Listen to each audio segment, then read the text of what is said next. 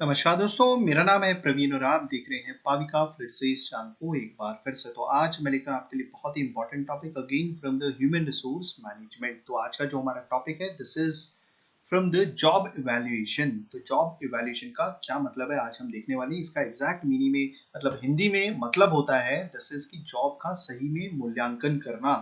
मतलब आप जॉब की कैसे जांच पड़ताल करते हो कि कोई भी पर्सन एक पर्टिकुलर जॉब के लिए जो भी आप चुनते हो, सपोज अगर आप एक कंपनी के ओनर हो तो क्या वो वाला पर्सन उस जॉब के लिए सही है या नहीं है, क्या उसके पास डिजायर्ड क्वालिफिकेशंस हैं, क्या उसके पास डिजायर्ड एक्सपीरियंस है, क्या उसके पास डिजायर्ड सॉफ्टवेयर की नॉलेज है, वगैरह वगैरह।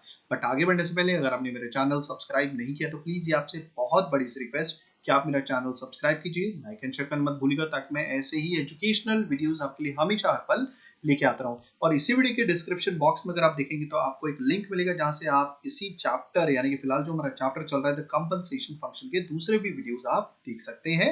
ठीक है, तो चलिए आप देख रहे हैं यहाँ पर इमेज है कि हमें कैसे कोई भी जॉब का एनालिसिस करना है, जांच पड़ताल करनी है। ठीक है, तो चलिए आगे बढ़ते हैं। अब एक एक करके हम डिस्कस करते हैं कि मीनिंग ऑफ जॉब इवैल्यूएशन क्या है, यानी कि जॉब इवैल्यूएशन क्या है एक्चुअली में।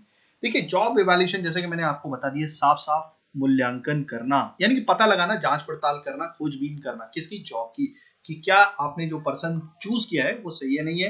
ओके, सपोज आपने देखिए एक एग्जांपल से समझते हैं कि एक कंपनी में टॉप लेवल एग्जीक्यूटिव्स होते हैं, फिर मिडिल लेवल एग्जीक्यूटिव्स होते हैं और एक लोअर लेवल एग्जीक्यूटिव्स होते हैं जिसमें वर्कर क्लास भी आती है, एम्प्लॉय भी आती है, ऑफिसर्स और ये सारी चीजें आती है। ठीक है, तो क्यों मैं टॉप, सपोज देखिए अगर मैं लोअर लेवल एम्प्लॉय की बात करूं, ठीक है, वर्कर है, वो तो किसी कोने में नहीं, मतलब एक कंपनी के बहुत छोटे से हिस्से में काम कर रहा है, सपोज पैकेजिंग में काम कर रहा है या फिर किसी मशीन के ऊपर काम कर रहा है, तो वो सिर्फ मशीन को हैंडल कर रहा है, बाकी कुछ नहीं कर रहा। ठीक है, तो उसकी जॉब स्पेसिफाई हो चुकी है। ठीक है, जैसा जैसा उसको बताया गया है क्या करने के लिए वो वैसा वैसा कर रहा है। मान लीजिए उसको जो सैलरी मिलती है 12 घंटे काम करने की, क्योंकि नॉर्मली अगर वर्कर्स का वर्किंग आवर्स देखा जाए तो वो 12 आवर्स होता है, 8 to 12 आवर्स होता है, मगर नॉर्मली ज्यादातर मैंने 12 आवर्स ही देखा है कंपनी में। ठीक है, तो उसको 15,000 सैलरी मिलेगी 12 घंटे की। ठीक है, तो वो एक कंपनी की छोटी सी पार्ट में काम कर रहा है। मगर वहीं अगर मैं डायरेक्टर की बात करूं जो पूरी कंपनी को संभाल रहा है, उसकी सैलरी 1.5 लाख रुपए या 2 लाख रुपए, तो ऐसा क्यों, इतना क्यों डिफरेंस है ये। तो यही मतलब है जॉब इवैल्यूएशन का। तो जॉब इवैल्यूएशन कहीं ना कहीं क्या करता है, एक जॉब को वो वर्थ बताता है, मतलब कि कैसे एक जॉब बहुत अच्छी है दूसरे जॉब के कंपैरिजन में, क्यों इस जॉब को सबसे ज्यादा पैसे मिलने चाहिए, क्या बोलते हैं कि किसी दूसरी जॉब के कंपैरिजन में। तो आपको साफ साफ समझ में आ रहा होगा कि ये जॉब इवैल्यूएशन हेल्प क्या करता है, एक सैलरी या फिर वेज स्ट्रक्चर को डिफाइन करने के लिए। क्लियर हो गया, क्योंकि आपको मालूम है, देखिए एक एग्जांपल से समझते हैं। कैसा एग्जांपल है हमारा कि एम्प्लॉयर एक ऑर्गेनाइजेशन में, एक फर्म में एम्प्लॉयर और एम्प्लॉय के बीच में रिलेशन अच्छा कैसे होगा। ठीक है, तो ये फैक्टर्स को ढूंढा गया, कहीं ना कहीं ये बहुत इंपॉर्टेंट मतलब रोल प्ले करता है एम्प्लॉयर और एम्प्लॉय को रिलेशंस को मेंटेन करने के लिए। तो वो क्या फैक्टर्स हैं, अगर एक एम्प्लॉयर, ठीक है, क्या बोलते हैं, एक अच्छी सैलरी दे रहा है या वेजेस दे रहा है और बराबर सैलरी दे रहा है, मतलब सपोज दो अलग अलग एम्प्लॉई हैं, एक ही सेक्टर में काम करते हैं, यानी कि एक ही डिपार्टमेंट में काम करते हैं, काम भी सेम है, तो दोनों को सेम सैलरी मिलनी चाहिए। या तो वही देखेंगे ना एम्प्लॉय, तभी तो वो सेटिस्फाई होगा। अगर उससे सैलरी बराबर मिल रही है तो हिल बी सेटिस्फाइड, ऑलवेज सेटिस्फाइड। वहीं अगर ये एम्प्लॉय किसी दूसरी कंपनी के एम्प्लॉय को देखेगा जहां पर भी सैलरी स्ट्रक्चर सेम है, तो again this employee will be satisfied, आराम से वो सेटिस्फाइड होगा ही होगा। ठीक है, और दूसरी चीज वो ये भी देखेगा कि क्या उसकी जरूरतें फुलफिल हो रही है नहीं हो रही, weather his employee is able to fulfill his needs or not। तो अगर वो सेटिस्फाई हो रही है तो दैट मीन्स वो भी सेटिस्फाई होगा। मगर ये सारी चीजें देखने के लिए एक कंपनी में, एक फॉर्म में एक कमेटी होती है, that is wage and salary administrative committee, जो ये देखती है कि कोई भी कंपनी में अगर कोई एम्प्लॉय है, वो अगर अपनी सर्विस दे रहा है तो उसकी जिम्मेवारी है, this is his responsibility to give equitable structure of salary या फिर आपका वेजेस के टर्म्स में उसको डिफाइन करना ही होता है। मगर ये कैसे डिफाइन करेगी अभी, तो वो कोई भी एम्प्लॉय या वर्कर, कोई टॉप एग्जीक्यूटिव या फिर मिडिल एग्जीक्यूटिव के पर्सन को वो देखेगी कि क्या उसके पास ये पॉइंट्स है या नहीं है। तो वो कौन कौन से पॉइंट्स है जिसकी वजह से उसकी सैलरी डिफाइन की जा सके। तो वो पॉइंट्स है, पहला पॉइंट है कि वो जो जॉब, जिस जॉब पे वो काम करने वाला है या फिर जो भी उसको ऐसा अपॉइंटमेंट मिला, वो कितनी अच्छी से करता है वो जॉब, कहीं वो जॉब रिस्की तो नहीं है। अगर रिस्की है तभी तो उसे सैलरी ज्यादा मिलनी चाहिए मेरे ख्याल में। तो मतलब ऐसा तो होता ही है, अभी मेरे ख्याल में तो इसका कोई मीनिंग ही नहीं है, ठीक है। तो सैलरी मिलनी चाहिए। तो नेचर ऑफ द जॉब देखा जाता है कि क्या वो हार्ड जॉब है, इजी जॉब है, मॉडरेट जॉब है, उसके हिसाब से उसे सैलरी मिलेगी। दूसरा पॉइंट हो गया कि आज की करंट सिचुएशन में उसकी जॉब की वैल्यूएशन की जानी चाहिए, यानी कि जॉब का वर्थ निकाला जाना चाहिए कि वो कितने काम की जॉब है वो आज, ठीक है। तीसरी चीज, वो कितने अच्छे से वो काम करता है। तो मैंने आपको जो दो पहले पॉइंट गिनाए थे वो आपके जॉब इवैल्यूएशन से कनेक्टेड है। तो जॉब इवैल्यूएशन मतलब जॉब का मूल्यांकन करना, जॉब के बारे में जांच पड़ताल करना कि कैसे एक जॉब दूसरे जॉब से अच्छी है। क्लियर हो गया ये? आई होप आपको समझ में आ गई होगी। तो ये एक तरह का कंपैरिजन कराती है। जैसे एक साइंटिफिक वर्ड आता है, अगर आप साइंस के स्टूडेंट है सपोज, तो आपने स्पेसिफिक ग्रेविटी देखी होगी, जहां पे मास डेंसिटी एक लिक्विड की दूसरी मास डेंसिटी यानी कि पानी की मास डेंसिटी से कंपेयर की जाती है। तो वैसे ही यहाँ पर भी एक जॉब को दूसरे जॉब से कंपेयर किया जाता है, तभी हमें पता चलता है कि जो हाई पेइंग सैलरी जॉब है उसको क्यों ज्यादा पैसे दिए जाने चाहिए और इसको क्यों कम दिए जाने चाहिए। तो ये हेल्प करता है एक ऑर्गेनाइजेशन में सैलरी स्ट्रक्चर को डिफाइन करने में।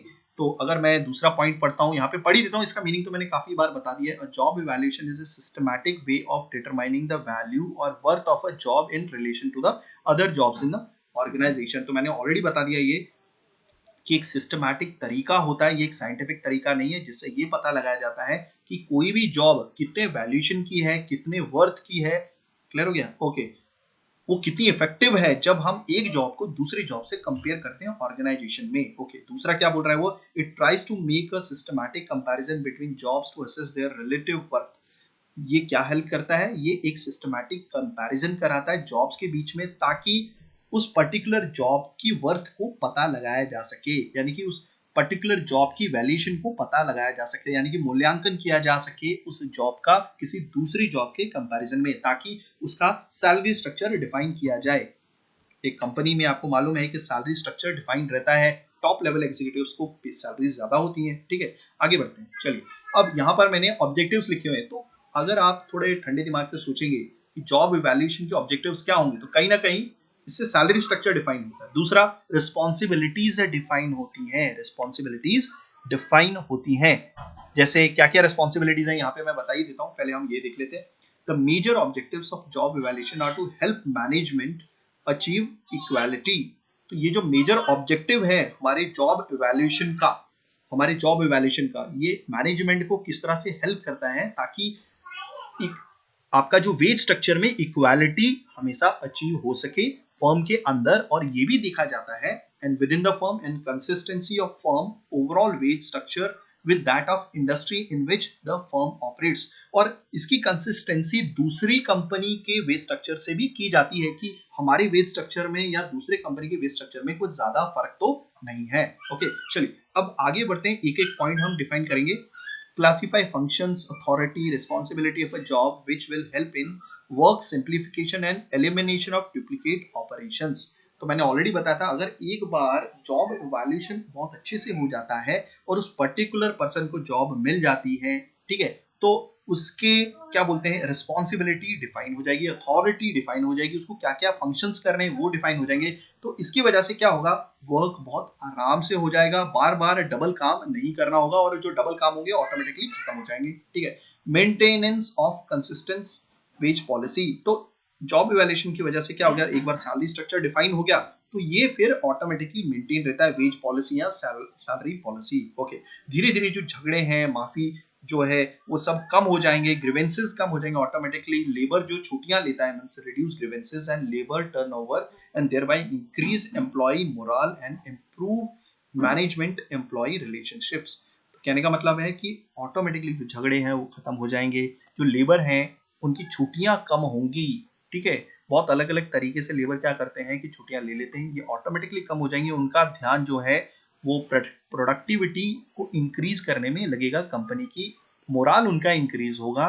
ओके, और मैनेजमेंट यानी कि जो रिलेशंस होते हैं मैनेजमेंट के बीच में और एम्प्लॉय के बीच में ऑटोमेटिकली इंक्रीज हो जाएंगे। ओके, नेक्स्ट पॉइंट बात करेंगे, serve as a basis for negotiations with the union. अगर सारी चीजें ओके हो जाती हैं तो ये काम करता है यूनियन के साथ नेगोशिएशन का काम भी, ठीक है। अगर हम नेक्स्ट बारे में बात करेंगे, provide a framework for periodic reviews of wages and salaries.